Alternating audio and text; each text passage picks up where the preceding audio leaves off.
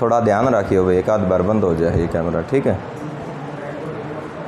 बाकी चांस तो है कम ही। देखिए भाई, ये जितनी भी वीडियो डाल रखी हैं ट्रायंगल की आपने देखी होंगी, उनमें जो थ्योरम 6.6 है वो नहीं मिली होगी आपको, और शायद एक्सरसाइज 6.4 भी नहीं है ना। कीर्ति छुट्टी पे थे तुम तो भाई, हो गया काम मतलब। अब कीर्ति नाम है ना तेरा, तो और कौन किसकी लीव किसने? अच्छा, चलो देखो इसमें क्या कहता है, ये बस एक ही थ्योरम है एक्सरसाइज हमारी 6.4 के लिए, और कंप्लीट थ्योरम के ऊपर ये पूरी की पूरी एक्सरसाइज है। इसमें कहा है अगर मान लिया दो ट्रायंगल हमारे पास सिमिलर हैं, ठीक है ना, दो ट्रायंगल अगर मान लिया सिमिलर हैं तो उनके जो एरिया का रेशियो होगा उनकी करस्पॉन्डिंग साइड के रेशियो के स्क्वायर के इक्वल होगा। यही बोला है ना, the ratio of area of two similar triangle is equal to the square of the ratio of their corresponding side. यही है, ठीक है। इसका मतलब हमारे पास जो गिवन कंडीशन है वो क्या क्या है, गिवन दैट दिया है कि, गिवन दैट दिया है कि क्या दिया है कि triangle A B C similar दे रखी है ट्रायंगल किसके, पी क्यू आर, ठीक है। अगर ये दोनों की दोनों सिमिलर हैं तो इसका मतलब कॉरेस्पॉन्डिंग एंगल क्या है, इनके इक्वल है, और कॉरेस्पॉन्डिंग साइड का रेशियो क्या है, सेम है, ठीक है। तो यहाँ से मैं लिख सकता हूँ दैट इज गिवन क्या क्या हो गया हमारे पास कि ए बी डिवाइड में पी क्यू इक्वल है बी सी डिवाइड में क्यू आर, और इक्वल है ए सी डिवाइड में पी आर, ठीक है। यही चीज़ गिवन है, ठीक है ना। हमारा काम क्या है, टू प्रूव दैट, हमने सिद्ध क्या करना है इसमें, टू प्रूव दैट थ्योरम के अकॉर्डिंग हमने क्या प्रूफ करना है, हमें सिद्ध करना है कि area of triangle A B C, area of triangle A B C divide में area of triangle P Q R, इसकी करस्पॉन्डिंग साइड तो यही है, ठीक है। इनका रेशियो क्या हो गया, A B divide P Q equal होगा B C divide Q R equal होगा ए सी डिवाइड में पी आर, और इन सभी का क्या भाई, होल स्क्वायर। बात समझ में आ रही है, यही प्रूफ करना है ना। अगर मैं आपको थ्योरम देता हूँ ये प्रूफ करने के लिए, तो आप स्टेटमेंट अगर आपके पास ये है तो मैथमेटिकली आप सबसे पहले इसको ऐसे लिखोगे, ये हमारे पास गिवन कंडीशन है और ये हमने वेरीफाई करना है। ये बिल्कुल जो लाइन लिख रखी है बिल्कुल उसी का एग्जैक्ट रूप है एक, ठीक है। बस वो इनवर्स में है, ये हमने क्या कर दिया, मैथमेटिकली लिख दिया। क्लियर है यह बात। अब इसका प्रूफ करने के लिए हमें एक छोटी सी कंस्ट्रक्शन करनी होगी, कंस्ट्रक्शन, ठीक है ना। कंस्ट्रक्शन का मतलब होता है रचना करना। अब कंस्ट्रक्शन में हम क्या करेंगे, हमने एक परपेंडिकुलर ड्रा कर दिया पॉइंट ए से, ठीक है, बी सी के ऊपर एक परपेंडिकुलर ड्रा कर दिया पॉइंट ए से किसके ऊपर, बी सी के ऊपर। और जब कंस्ट्रक्शन करते हैं तो वो लाइन डार्क नहीं, क्योंकि वो चीज़ हमने बाद में की है, तो कैसी आएगी वो लाइन, डॉटेड आएगी। तो इसका मतलब ए डी जो है वो क्या है, परपेंडिकुलर है किसके ऊपर, बी सी के ऊपर। क्लियर ये बात, ठीक है। और एक कंस्ट्रक्शन हमने पी क्यू आर में की, हमने क्या किया, एक पी एम परपेंडिकुलर ड्रा कर दिया किसके ऊपर, क्यू आर के ऊपर, ठीक है ना। हमने कंस्ट्रक्शन में किया कि जो पी एम है वो परपेंडिकुलर है किसके ऊपर है, क्यू आर के ऊपर है, ठीक है। क्लियर है ये बात। अब हम देखो प्रूफ करने के लिए करेंगे क्या, क्योंकि एरिया से रिलेटेड क्वेश्चन है तो दोनों के दोनों ट्रायंगल का हम एरिया निकाल लेते हैं। तो हमने निकाला प्रूफ का, यानी कि first step area of triangle, area of triangle A B C, area of triangle A B C क्या होगा, 1/2। जब हाइट हमें दिखाई दे जाए तो हम सिंपल फॉर्मूला लगाते हैं 1/2 बेस इंटू हाइट, और बेस क्या है हमारे पास BC, और हाइट क्या है हमारे पास AD। क्लियर है ये बात, ठीक है ना। उसके बाद हमने निकाला area of triangle P Q are, area of triangle P Q are कितना हो गया, 1/2। बेस है हमारे पास QM, और हाइट क्या है, हाइट है हमारे पास PM। यहाँ तक क्लियर है। हाँ, बेस क्या है इसका, QR, ठीक है, वेरी गुड, ठीक है। बेस QR है और हाइट क्या है इसकी, PM। क्लियर है ये बात। उसके बाद देखो ध्यान दो, हम करेंगे क्या, क्योंकि हमने area of triangle A B C को डिवाइड करना है किससे, area of triangle P Q R से। तो आप लिख भी सकते हैं कि dividing area of triangle A B C by area of triangle P Q R. या आप डायरेक्ट लिख दें, कोई दिक्कत नहीं है, या एक इसको इक्वेशन फर्स्ट कह लें, इसको इक्वेशन सेकंड कह लें, और लिख दें dividing equation first by equation second. ठीक है, तो क्या हो जाएगा, ये हो जाएगा area of triangle A B C divide में हो गया area of triangle P Q R क्या हो जाएगा बोलो, 1/2 बी सी मल्टीप्लाई में क्या है, A D, B C multiply में है ए डी, और डिवाइड में है 1/2 क्यू आर, और मल्टीप्लाई में कितना है, पी एम। बोलो यहाँ तक क्लियर है सभी को? Yes sir. अब 1/2 से इसमें 1/2 कैंसिल हो रहा है, और कुछ कैंसिल नहीं हो रहा है। इसको मैंने इक्वेशन नंबर फर्स्ट मान लिया, और यहीं पर इसको मैंने क्या कर दिया, छोड़ दिया। क्लियर है बोलो यहाँ तक? ठीक है, अब हम करेंगे क्या, हम ट्रायंगल ए बी डी ले लें, या ट्रायंगल इस साइड वाली ए सी डी ले लें। ठीक है, बट एक चीज़ का ध्यान रखना, अगर ट्रायंगल ए डी बी ले रहे हो तो आप ट्रायंगल इस साइड से पी एम क्यू ही लें। ठीक है, अगर ट्रायंगल ए डी सी ले रहे हो तो ट्रायंगल पी एम आर ले लें, दोनों से इसका प्रूफ हो जाएगा, कोई दिक्कत वाली बात नहीं है। तो हमने क्या किया, नाउ अब हमने क्या किया, in triangle A B D and triangle, कौन सी ट्रायंगल भाई, पी क्यू एम। ठीक है, इनमें हमने देखा कि एंगल जो बी है वो किसके इक्वल है, क्यों है, क्योंकि गिवन है ये कंडीशन। एंगल डी किसके इक्वल है, एवरी एंगल इज 90 डिग्री। ठीक है, तो इनमें हमने देखा कि एंगल जो बी है वो इक्वल है एंगल डी के, तो आप लिख सकते हैं गिवन है एंगल क्यू के, ये कंडीशन क्या है, गिवन है। उसके बाद एंगल जो डी है हमारा वो इक्वल है एंगल एम के, every angle is 90 degree by construction आप लिख दें। ठीक है, क्लियर है ये बात? इसका मतलब ट्रायंगल कौन सी, बी डी ए, ट्रायंगल कौन सी, बी डी ए, सिमिलर है ट्रायंगल कौन सी के भाई, क्यू एम पी।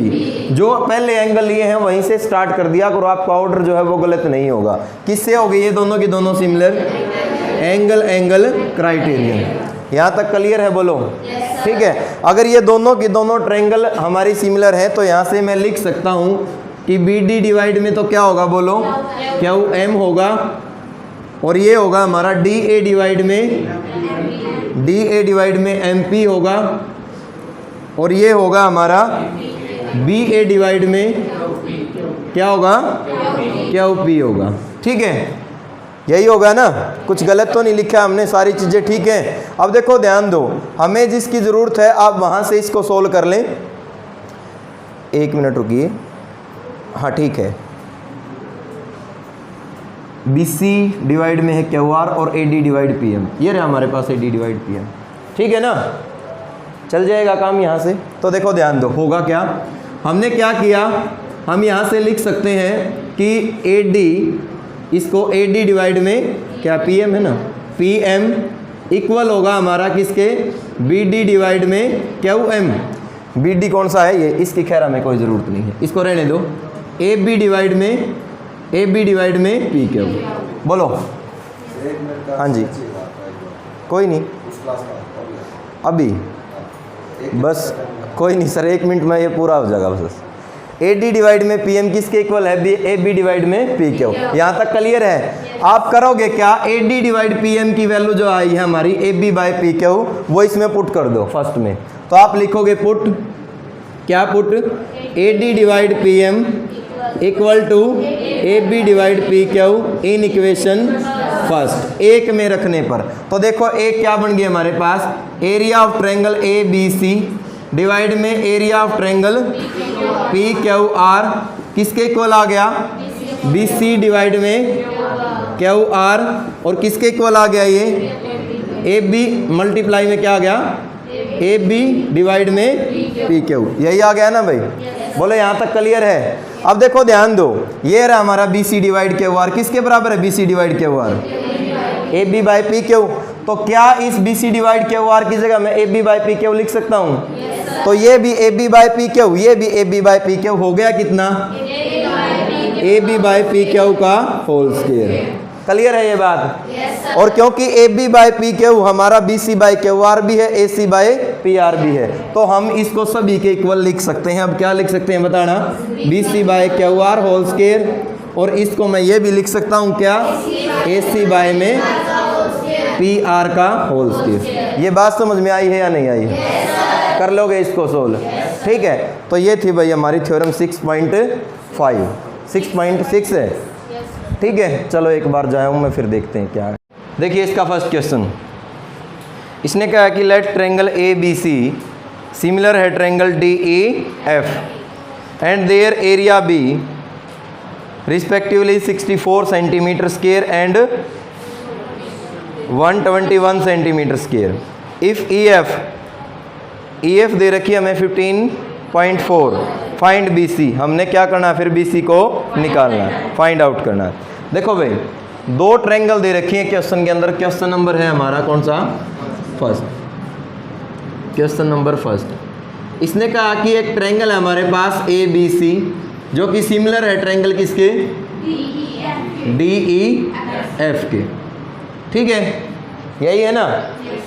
और इसने कहा कि जो एरिया है हमारे पास, area of triangle A B C, area of triangle A B C वो कितना है 64, और area of triangle D E F वो कितना है 121। फिर इसने कहा कि जो साइड ई एफ है, जो ई एफ है वो है, बोलो 15.4। तो ये है हमारे पास 15.4, और बी सी को हमने क्या करना है, फाइंड आउट करना है। यही क्वेश्चन है भाई। ठीक है, तो ज़रूरत पड़ती है आपको तो डायग्राम इसका बना ले, अदरवाइज इसमें डायग्राम की कोई ज़रूरत नहीं है, क्योंकि डायग्राम के बिना भी ये क्वेश्चन हो जाएगा। कैसे हो जाएगा, क्योंकि दोनों के दोनों ट्रायंगल सिमिलर दे रखे हैं, तो यहाँ से हम लिख सकते हैं area of triangle A B C divide में area of triangle P Q R equal होगा डी ई एफ, इक्वल होगा ए बी डिवाइड में डी ई होल स्क्वायर। ठीक है, और बी सी डिवाइड में क्या होगा, ई एफ का होल स्क्वायर। हमारा काम इससे चल जाएगा ना। ठीक है, इसकी हमें कोई ज़रूरत नहीं है, इसको आप भले ही आप एलिमिनेट कर दें यहाँ से। क्लियर है ये बात? जिसकी हमें ज़रूरत है बस वो लिख दिया करो आप। तो ये हो गया हमारे पास area of triangle A B C. A B C कितना दे रखा है 64, डी ई एफ कितना दे रखा है, इक्वल है हमारा बी सी, और ई एफ है 15.4, इस पूरे का होल स्क्वायर। अब स्क्वायर को कैंसिल करने के लिए हम दोनों तरफ करते हैं स्क्वायर रूट, यही करते हैं। ठीक है, तो स्क्वायर से स्क्वायर रूट क्या हो गया, कैंसिल। 64 का स्क्वायर रूट 121 का 11 is equal to B C by में कितना हो गया 15.4, यही हो गया ना। अब करोगे क्या आप 8/11, ये तो इसी साइड, इसको ले आओ इस साइड, मल्टीप्लाई में आ गया ये भाई, साइड डिवाइड में है, राइट हैंड साइड में, लेफ्ट हैंड साइड में आके कहाँ जाएगा, मल्टीप्लाई में। साहिल खड़े हो जाओ, इस नोटबुक को आगे रख दे। कितनी बार बोला क्वेश्चन को साथ साथ नोट ना किया करो, सारा ध्यान आपका नोट करने में ही रहेगा, समझोगे क्या फिर। बैठिए, कितना हो गया, अगर मैं पॉइंट को हटा दूं तो डिवाइड में 10 आ जाएगा। 11 से कैंसिल करो भाई, 11 से, तो ये तो हो गया 1, और ये हो गया हमारे पास 14। ठीक है, और ज़्यादा अगर आप मान लिया इसको सोल्व करोगे तो कंप्लीट तो ये कैंसिल हो नहीं रहा है, या हो रहा है, नहीं हो रहा है, नहीं हो रहा है ना। तो 8 से गुणाई कर दें, कितना हो गया 32, तो 3 8 और 3 कितने हो गए 11, और डिवाइड में कितना है 10, इक्वल टू बी सी। तो 11.2 इक्वल कितना आ गया बी सी। तो जो बी सी हमने फाइंड आउट करना था वो आ जाएगा हमारे पास 11.2 सेंटीमीटर। कर लोगे? नेक्स्ट क्वेश्चन देखो, स्टेटमेंट पे ध्यान देना।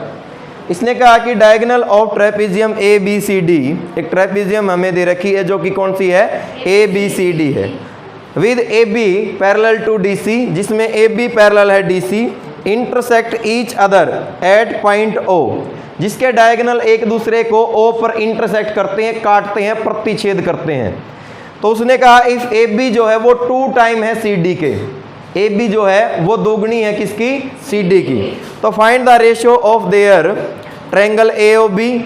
तो triangle find the ratio of areas of triangle A O B and C O D.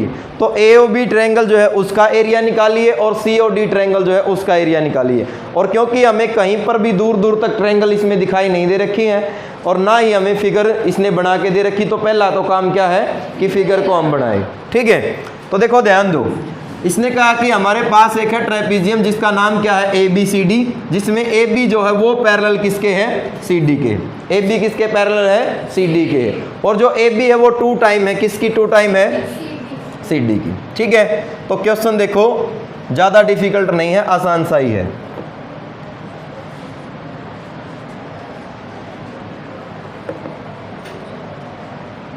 हमने अपनी सुविधा अनुसार एक ये ट्रेपीजियम हमने बना ली।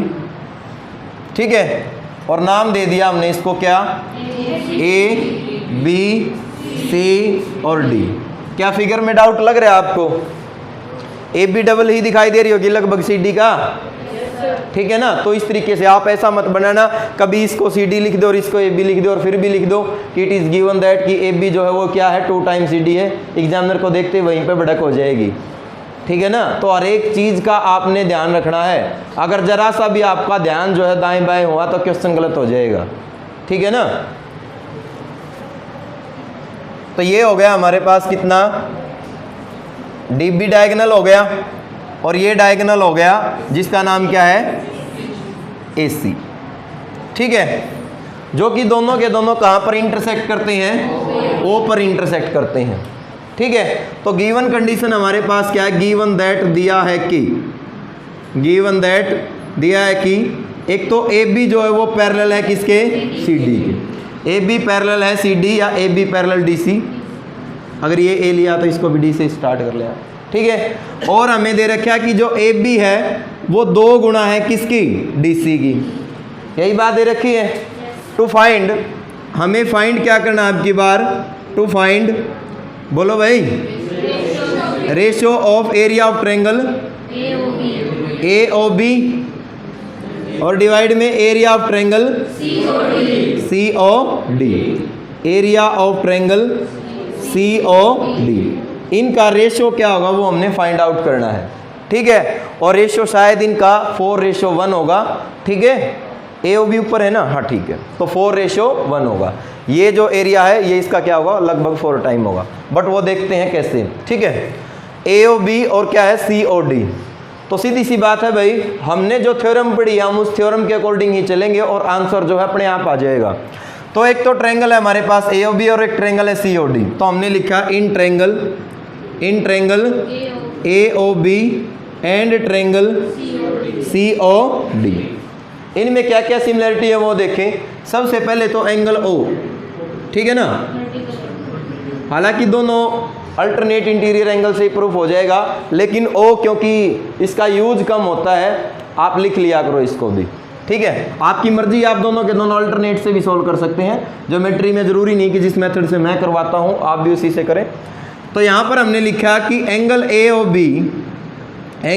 बी इक्वल है एंगल किसके, डी ओ सी के। कौन से एंगल है, अपोजिट एंगल, शीर्षाभिमुख कोण। क्लियर ये बात। उसके बाद हमने देखा कि ए बी जो वो पैरेलल है किसके, डी सी के। तो इसका मतलब ये एंगल हमारा किसके इक्वल होगा, कौन से एंगल है, अल्टरनेट इंटीरियर एंगल, अंत एकांतर कोण। ठीक है, तो यहाँ से मैं लिख सकता हूँ कि angle O A B equal होगा एंगल किसके, ओ सी डी के। अल्टरनेट इंटीरियर एंगल, यही होगा। तो इसका मतलब नीचे वाले ट्रायंगल के बस 2 एंगल मिल जाए, हमें तीसरा लिखने की जरूरत नहीं है, वो अपने आप इक्वल हो जाए, टाइम खराब ना किया करो। नीचे वाली ट्रायंगल कौन सी, ट्रायंगल ओ, फिर एंगल ए लिया फिर बी, वो सिमिलर होगी ऊपर वाली ट्रायंगल, पहले ओ फिर सी लिया और फिर डी। किससे भाई, बाय एंगल क्राइटेरिया। कर लोगे।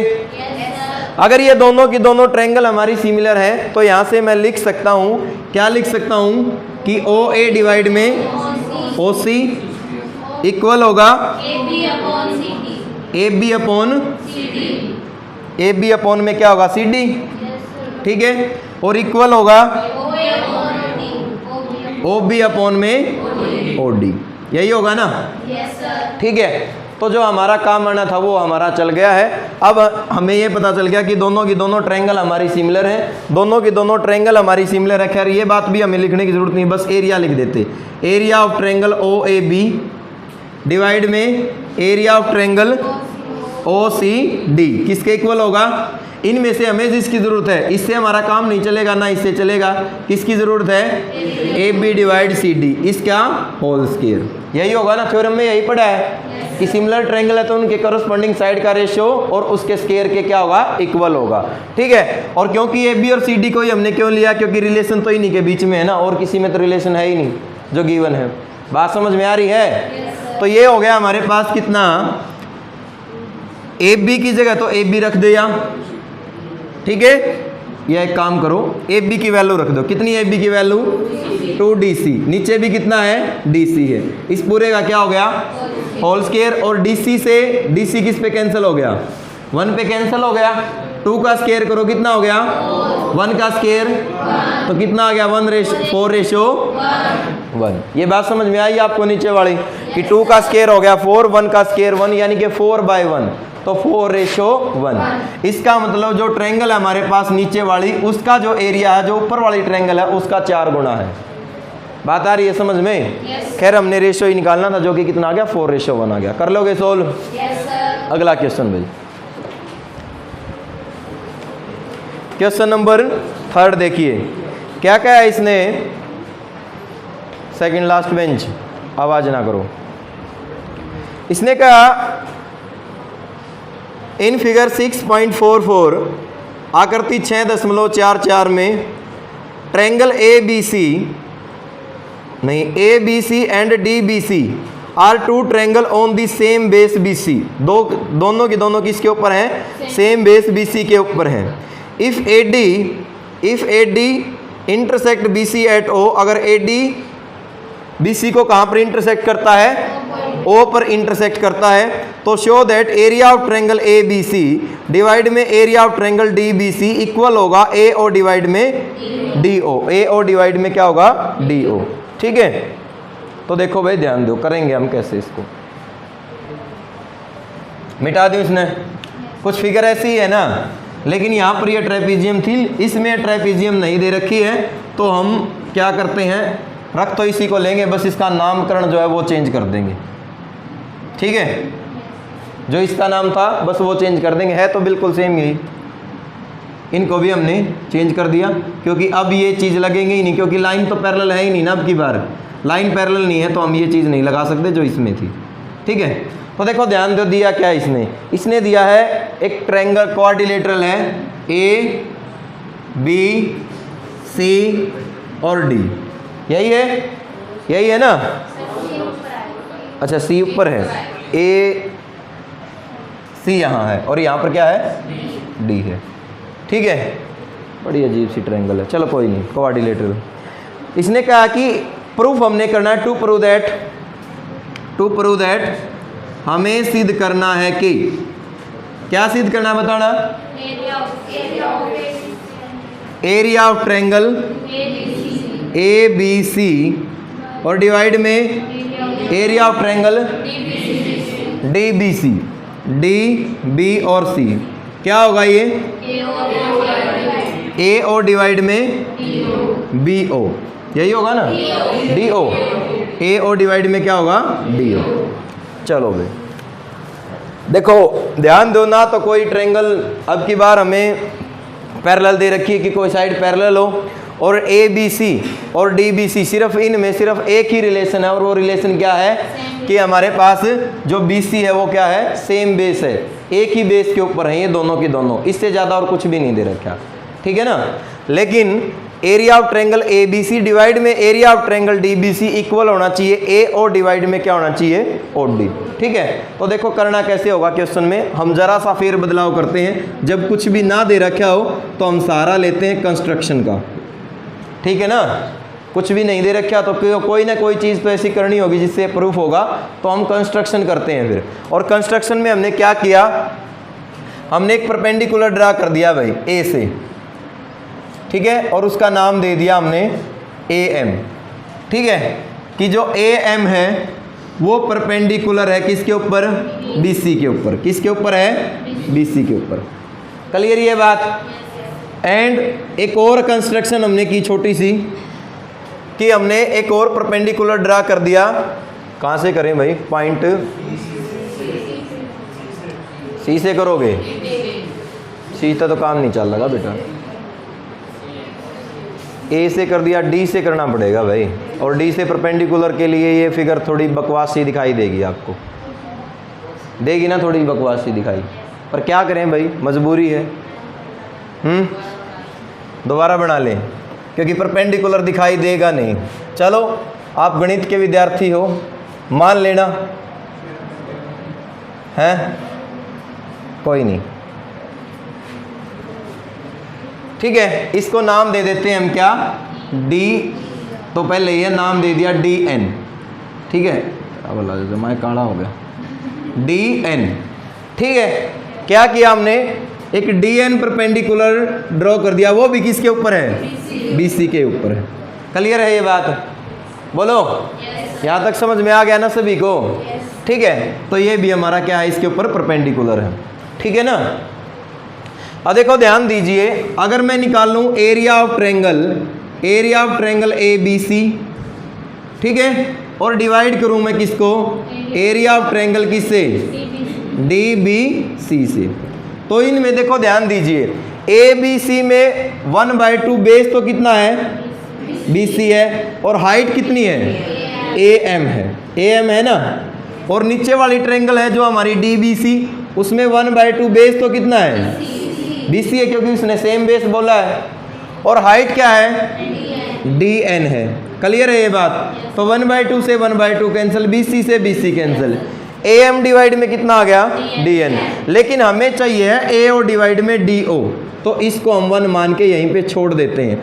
अब यदि मैं ए एम डिवाइड में डी एन को अगर ए ओ डिवाइड डी ओ दिखा दूँ तो मेरा काम चल जाएगा, हो जाएगा ना काम आसान, ठीक है। क्या करना चाहिए कि जो ए एम और डी एन है उसको क्या दिखाना है, बस ए ओ डिवाइड में डी ओ। और ये प्रूफ करना बहुत ही सिंपल है। क्यों है सिंपल, आप लिखोगे in triangle A O M and triangle A O M and triangle D O N, इनमें क्या क्या सिमिलरिटी है वो देखें। एक तो एंगल एम जो है वो एन के इक्वल है, एक एंगल ओ, दोनों में क्या हो गया, वर्टिकली अपोजिट एंगल।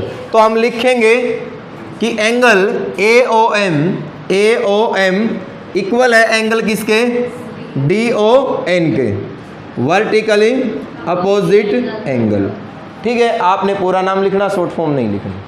उसके बाद हमने देखा कि angle A M O equal है एंगल किसके, डी एन ओ, किससे है ये, every angle is 90 degree, every angle is 90 degree. Clear ये बात। तो इसका मतलब मैं लिख सकता हूं कि ट्रेंगल, कौन सी ट्रेंगल, एम, पहले कौन सा लिया, ओ लिया है ना, ओ फिर एम और फिर ए। सिमिलर है ट्रेंगल, पहले लिया है ओ फिर एन और फिर डी, किससे, एंगल क्राइटेरियन से। क्लियर ये बात। तो यहाँ से मैं लिख सकता हूँ, क्या लिख सकता हूँ कि ओ एम डिवाइड में ओ एन इक्वल होगा एम ए डिवाइड में एन डी, और इक्वल होगा ओ ए डिवाइड में ओ डी, यही होगा। इसका मतलब O M divide O N किसके इक्वल आ गया, ओ ए डिवाइड में ओ डी, यही आ गया ना। और हमारा तो ये था ना, इससे काम चलेगा, यानी कि इससे और इससे। तो हम लास्ट वाले दो फ्रैक्शन ले लेते हैं, दिखाई दे रहा होगा ना, एम ए डिवाइड में एन डी किसके इक्वल आ गया बताना, ओ ए डिवाइड में ओ डी। तो पुट कर दो इसको, पुट इन इक्वेशन फर्स्ट, एक में रखने पर। तो जब आप एक में रखोगे तो ये हो जाएगा ए एम डिवाइड में एन डी, इसकी जगह हो जाएगा ओ ए डिवाइड में ओ डी, कर लोगे। और यही हमने क्या करना था, वेरीफाई हो जाएगा, ठीक है। तो इस तरीके से आपने इसको सोल्व करना था। तो ये था हमारा क्वेश्चन नंबर 3। क्वेश्चन नंबर 4 देखिए क्या क्या है इसमें। If area of two similar triangle are equal, दो सिमिलर ट्रायंगल हैं और दोनों का एरिया जो है वो क्या दे रखा है, इक्वल दे रखा है, तो prove that they are congruent, तो सिद्ध कीजिए दोनों की दोनों ट्रायंगल जो है क्या होंगी, कॉन्ग्रुएंट होंगी। इंपॉर्टेंट क्वेश्चन है भाई, भले इसकी स्टेटमेंट बहुत छोटी हो लेकिन अक्सर एग्जाम में आता है। ये दो ट्रायंगल है, दोनों की दोनों ट्रायंगल क्या है, सिमिलर हैं, उनका एरिया क्या है, इक्वल है, प्रूफ करना है कि वो क्या होंगी, कॉन्ग्रुएंट होंगी। हालांकि देखो कॉन्ग्रुएंट की हम डेफिनेशन क्या पढ़ते हैं कि दो फिगर जिनका साइज और शेप क्या हो, सेम हो, वो दोनों की दोनों क्या होती हैं, कॉन्ग्रुएंट। ठीक है, देखने में एक जैसी दिखाई दे शेप उनकी, और साइज माने एक तरह से एरिया ही आप उनका कह सकते हैं। तो इस चीज़ का प्रूफ आप यहाँ कर सकते हैं। कोई आपसे पूछे कि कॉन्ग्रुएंट्स का प्रूफ बताइए जो आपने डेफिनेशन बताई, तो आप यहाँ पर उसका प्रूफ कर सकते हैं। तो इसने कहा कि दो ट्रायंगल हैं, दोनों की दोनों ट्रायंगल क्या है, एक दूसरे के एक तो सिमिलर है और दोनों का एरिया क्या है, सेम।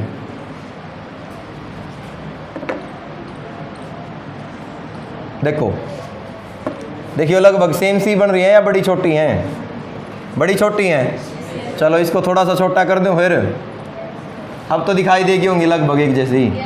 चलो इसको मैंने कह दिया ABC और इसको हम नाम दे देते हैं PQR। ठीक है, गिवन कंडीशन क्या आपकी बार, गिवन दैट दिया है कि, देखिए वीडियो रुकी तो नहीं है, चलो फोन बीमार हो रहा है भाई। गिवन दैट दिया है कि, गिवन दैट दिया है कि, क्या दिया है, एक तो दे रखा है कि ट्रायंगल ABC सिमिलर है ट्रायंगल किसके, PQR के, ये कंडीशन गिवन है। और क्या गिवन है कि एरिया ऑफ ट्रायंगल ABC वो इक्वल है एरिया ऑफ ट्रायंगल PQR, यही बात गिवन है। टू प्रूव दैट हमें सिद्ध करना है कि, टू प्रूव दैट हमें सिद्ध करना है कि, क्या प्रूफ करना है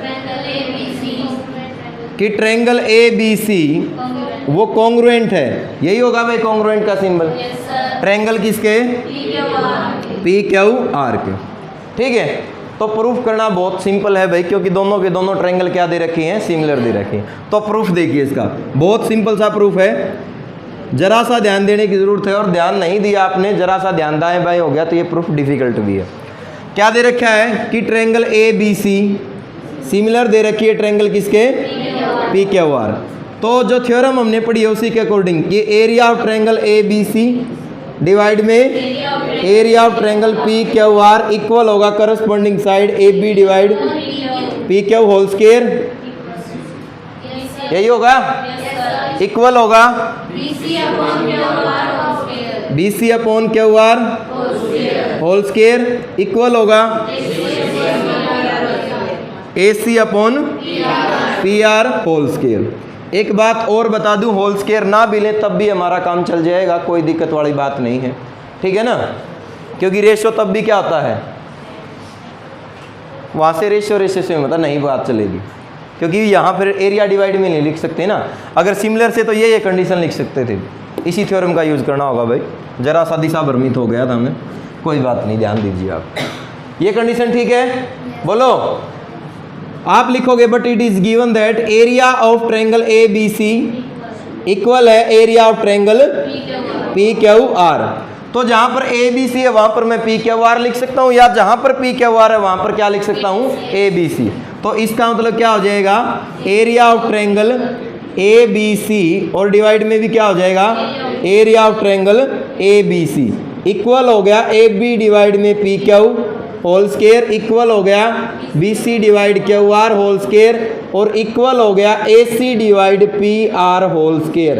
बोलो हाँ या ना, यस सर, क्लियर। तो इससे ये चीज़ क्या होगी, किस पे कैंसिल हो गया, 1 पे, 1 पे कैंसिल हो गया ना। इसका मतलब जो ये रेशियो, ये भी 1 के इक्वल, ये भी 1 के इक्वल, ये भी इक्वल। ठीक है, तो दैट इज यहाँ से हो क्या गया, यहाँ से हो गया कि AB डिवाइड में PQ होल स्क्वायर रहने दो जी इक्वल टू 1, यही हो गया ना। तो यहाँ से अगर मैं दोनों तरफ स्क्वायर रूट कर भी दूं तो 1 का स्क्वायर रूट क्या होता है, 1, तो A B by P Q किसके इक्वल आ गया?